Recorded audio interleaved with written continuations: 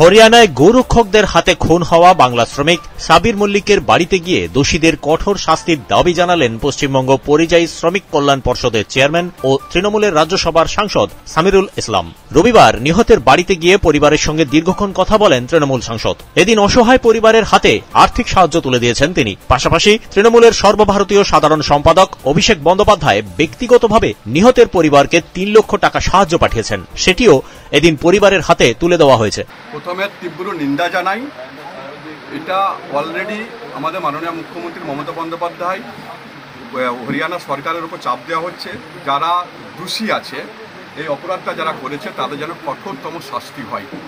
এবং বিশেষ করে আমরা দেখতে পাচ্ছি বিজেপি শাসিত রাজ্যে 2014 সালের পর নরেন্দ্র মোদী আসার পর বারবার বাঙালি পরিযায়ী শ্রমিকদের উপরে বিজেপি শাসিত রাজ্যে এইভাবে অত্যাচার হচ্ছে।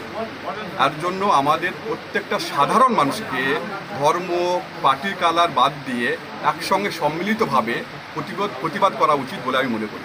অলরেডি প্রশাসনিক স্তরে কথা হয়েছে, ঠিক আছে, এবং তাদের শাস্তির জন্য যাতে কঠোরতম শাস্তি দেওয়া হয় তার জন্যও আপিল করা হচ্ছে। আমাদের মাননীয় মুখ্যমন্ত্রী মমতা বন্দ্যোপাধ্যায় ওনাকে ফোন করেছেন এবং অভিষেক দাস ব্যক্তিগতভাবে ওনাদেরকে সহযোগিতা করবে এবং আরও বিভিন্ন রকম সহযোগিতা করা হবে। সব সরকারি নিয়ম অনুযায়ী একটু প্রসেসিংয়ে টাইম লাগে।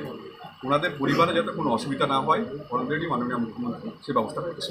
চাকরির ব্যাপারে বলে দেওয়া হয়েছে। আজকে কি কোনো কম্পেনসেশন তুলে দেওয়া হলো সরকারিভাবে? সরকারিভাবে যেটা বিডিও সাহেব যেটা দিলেন সেটা হচ্ছে সৎ কাজের জন্য সেটা দিলেন, আর বাকি যে সরকারি কম্পেনসেশনগুলো আছে সেগুলো টাইম লাগে, সে প্রসেসিং চলছে।